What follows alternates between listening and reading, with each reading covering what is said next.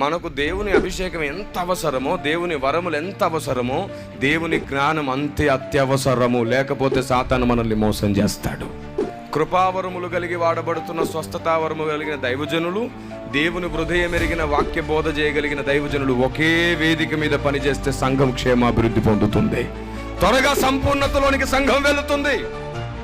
ఈ ఐక్యత రావాలి అంటే అసలు నా వెనక వచ్చువాడు తప్ప నేను కాదు గొప్పవాడని గుర్తుంచుకోవాలి ప్రతి ఒక్కరు.